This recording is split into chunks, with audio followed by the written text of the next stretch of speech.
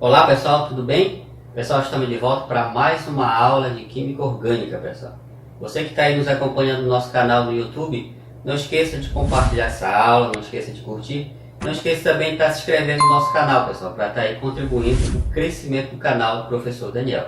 Hoje a gente vai ver mais uma função orgânica oxigenada chamada éter. Provavelmente, pessoal, essa função orgânica pode ser cobrada no seu Enem. Fique ligado nessa aula aí que a gente vai resolver uma atividade onde a gente pode ver a possibilidade de o Enem cobrar em relação a uma atividade que a gente vai ver. Bom, pessoal, o éter, o que seria nesse caso esse composto orgânico? Eles são compostos de cadeia heterogênea que possui essa fórmula geral. Aí você vai ver na fórmula geral o oxigênio ligado a dois grupos R. Isso é uma fórmula geral. O que seria esses grupos R? O grupo R pode ser um grupo alquila ou pode ser um grupo arila. Mas também pode ser os dois. Pode ser grupo arila, arila ou grupo alquila, alquila. Professor, o que é um grupo alquila? Um grupo alquila onde eu tenho um metil, eu posso ter um butil, eu posso ter um propil, eu posso ter um etil. São grupos que nós chamamos de grupo alquila. O que seria um grupo arila? É quando eu tenho um anel aromático, um anel benzênico ligado, nesse caso aí, ao oxigênio. Então, a principal característica dessa função orgânica que a gente vai perceber que o oxigênio ele vai estar ligado entre dois carbonos.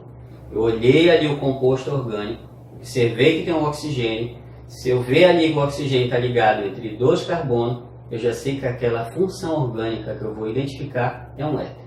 Aqui eu trouxe um exemplo, eu trouxe o etoxetano, também chamado de éter dietílico. Você vai ver, pessoal, nesse caso aqui, nesse exemplo, eu tenho aqui olha, o oxigênio ligado entre dois carbonos.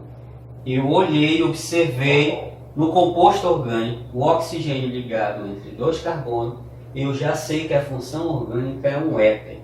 Mas aí a gente tem que saber algo a mais, porque esse oxigênio ele tem que estar ligado a grupos. A gente viu que seria grupo alquila ou grupo arila.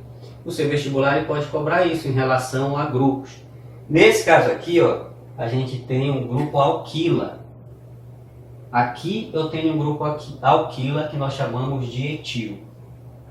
Esse grupo ele também tem um outro nome que nós chamamos de grupo etila. Por isso que ele é chamado de grupo alquila, porque ele termina com a palavra ila. Pode ser chamado de grupo etil ou grupo etil. Nesse caso aqui a gente tem dois grupos etil. Se a gente for observar aqui, ó, o grupo etil ele é composto por dois carbonos. Se eu tenho dois carbonos, você já aprendeu que é o et. Por isso que ele é chamado de etil ou etila. Então nesse caso aqui a gente tem dois grupos, etil ou etila, e o oxigênio está entre esses dois grupos. A função orgânica é um éter. Algo muito importante que pode ser cobrado no seu Enem seria justamente a utilização. Atualmente, para que a gente utiliza nesse caso o éter, pessoal? Geralmente ele é utilizado para extração de essências. O que são essas essências? São óleos e gordura. Geralmente nós extraímos as essências naturais, que são das plantas. Então a gente consegue extrair essas essências, por quê? Porque o éter ele possui uma característica apolar. Se os óleos essenciais eles são apolares, então fica muito mais fácil de eu extrair utilizando esse composto orgânico. Pessoal, olha, o éter também possui uma outra característica muito importante.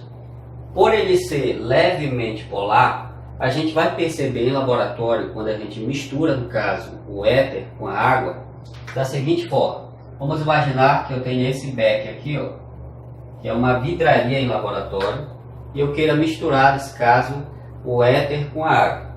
O que a gente vai observar é que vai criar-se uma pequena película em cima da água. Por quê? Primeiro, o éter ele é menos denso do que a água. A água vai ficar embaixo e o éter ele vai criar uma película em cima da água. Por ele criar essa película em cima da água, isso quer dizer que ele é levemente polar. O que é que isso quer dizer? Que ele se mistura em pequenas quantidades com a água. Algo também muito importante que a gente deve saber é que eles são altamente inflamáveis. Anos atrás, o éter ele foi utilizado como um anestésico. Geralmente era utilizado quando o cara ia fazer ali, ou a pessoa ia fazer algum tipo de cirurgia.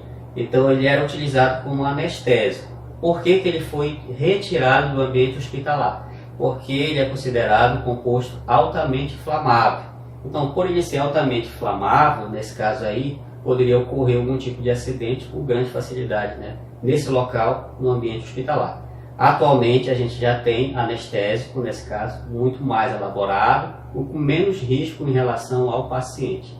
Por isso que o éter foi tirado do mercado.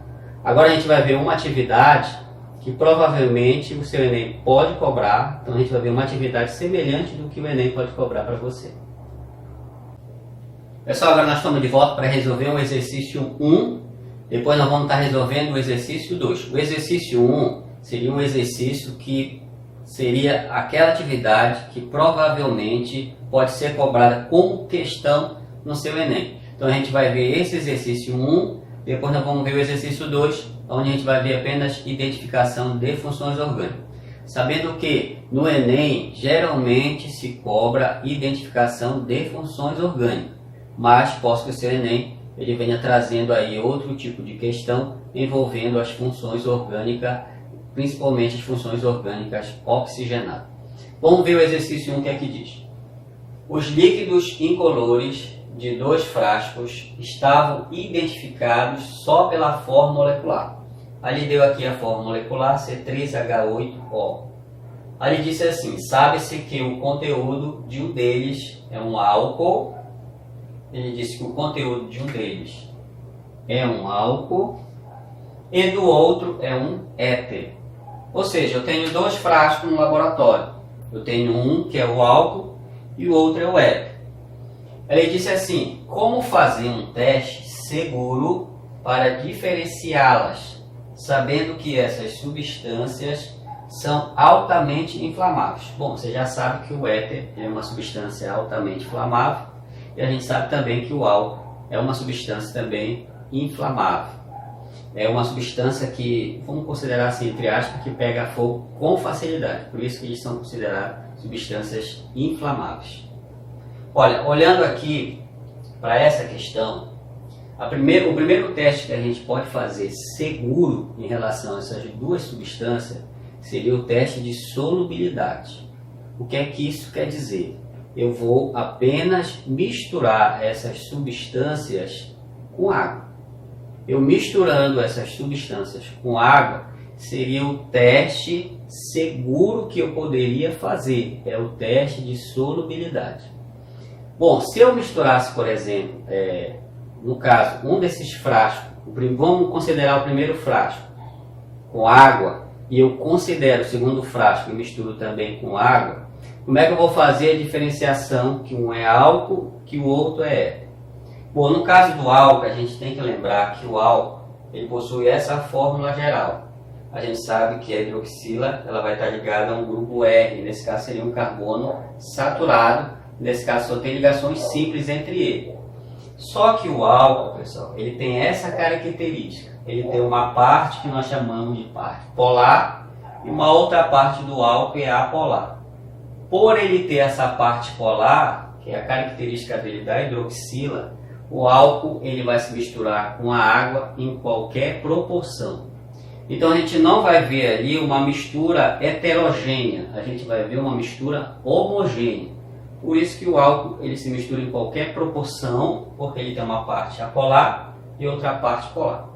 A gente já aprendeu que o éter ele tem uma característica mais apolar e ele é levemente polar.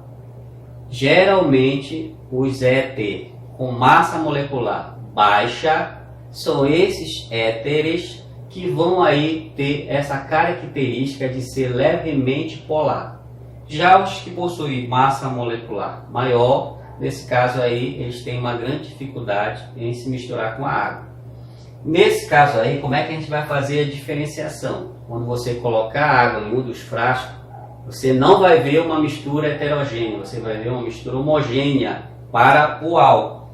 Nesse caso aí eu consigo identificar, fazer a diferença que o álcool, eu não vou ver uma mistura homogênea.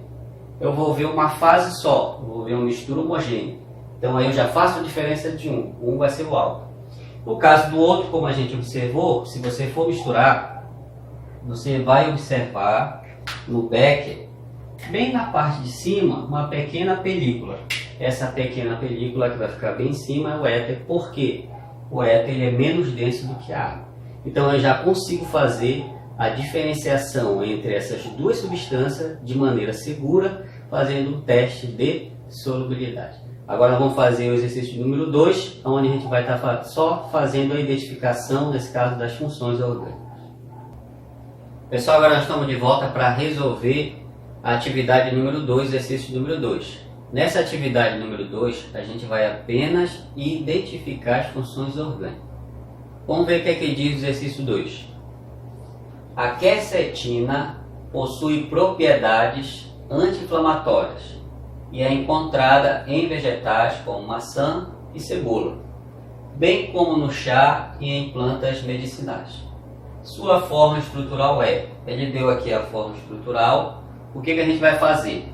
A gente vai tentar agora identificar, nesse caso, as funções orgânicas que estão presentes nesse composto, que é um anti-inflamatório. Vamos identificar, nesse caso, a primeira função orgânica. Olha, a primeira coisa que você tem que fazer quando você estiver fazendo uma análise das funções orgânicas oxigenadas é a identificação do oxigênio. Você vai olhar logo para o oxigênio e que grupo ele representa ali em relação àquele composto. Vamos olhar aqui, ó. Se a gente for olhar bem aqui, a gente já observa um oxigênio. Mas você já conhece esse grupo aqui, que ele é um grupo hidroxila. Só que aqui, ó, esse grupo hidroxila está ligado a um anel aromático. Quando o grupo hidroxila está ligado a um anel aromático, eu tenho uma função orgânica aí que você aprendeu, que é o fenol. Então aqui, ó, eu já achei a primeira função orgânica. Aí bem aqui eu tenho também uma outra hidroxila aqui, ó. Essa hidroxila também está ligado ao anel aromático. Então, nesse caso aqui também, eu já sei que é um fenol. Aí eu vou olhar esse outro oxigênio que está bem aqui, ó. Esse oxigênio, pessoal, se a gente for olhar, esse grupo aqui ele é um grupo conhecido. Como é o nome desse grupo? É o grupo carbonila. Você já aprendeu aqui que eu tenho um grupo carbonila.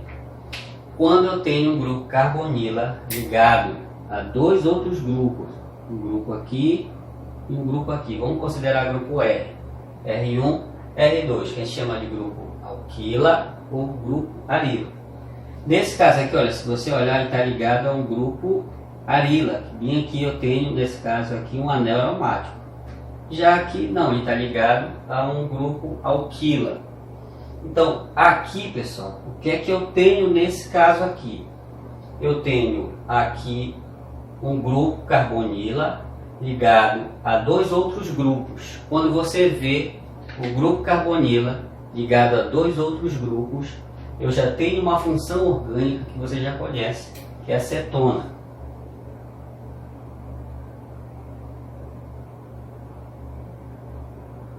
O que é a cetona? É um grupo carbonila ligado a dois outros grupos, que a gente viu que pode ser um grupo alquila e também um grupo arila. Nesse caso aqui, ó, você vai observar que aqui tem um carbono e aqui também. Preste bem atenção, que bem aqui também existe um carbono. Às vezes a cetona ela é confundida com o éter. Agora a gente já aprendeu que o éter ele fica entre dois carbonos. É um grupo alquila ou um grupo arila, ou os dois. Nesse caso aqui eu tenho o grupo carbonila, está ligado entre dois carbonos. O grupo carbonila está ligado entre dois carbonos. Quando a gente vê o oxigênio ligado entre dois carbonos, ele ali como heteroátomo, eu tenho um éter. Quando eu tenho um grupo carbonila ligado a dois carbonos, eu tenho uma cetona. Aqui, olha pessoal, eu tenho uma hidroxila, nesse caso aqui, ligado a um carbono que nós chamamos de carbono insaturado. Se eu tenho uma hidroxila ligada a um carbono insaturado, a função orgânica aqui é um enol. Então, olha, quantas funções orgânicas eu já encontrei? O fenol, já encontramos a cetona e encontramos o enol. Aí eu tenho aqui, olha, o grupo hidroxila ligado a um anel aromático, nesse caso aqui é um fenol. Hidroxila também ligado a um anel aromático, aqui é um fenol. Agora, olha esse oxigênio aqui, ó. Esse oxigênio, ele está fazendo a função de um heteroátomo. Ele está entre dois carbonos. Se ele está entre dois carbonos, nesse caso aqui eu tenho um éter. Pronto. Agora a gente já achou todas as funções orgânicas do composto. Eu vou deixar agora uma atividade para que você venha estar fazendo essa atividade, né? Resolvendo ela, fazendo essa atividade para que você venha também estar exercitando em relação às funções orgânicas. Pessoal, agora estamos de volta para apresentar para vocês a atividade 3, exercício 3. Essa atividade 3, o que é que você vai fazer? Olha, aqui eu estou dando as fórmulas estruturais abaixo, representando cada molécula, nesse caso que são substâncias naturais. Aqui eu estou representando, no caso, a estrutura do eugenol. Aí eu trouxe a estrutura do geraniol, eu trouxe a estrutura da canela e aqui do óleo de jasmim. O que é que você vai fazer?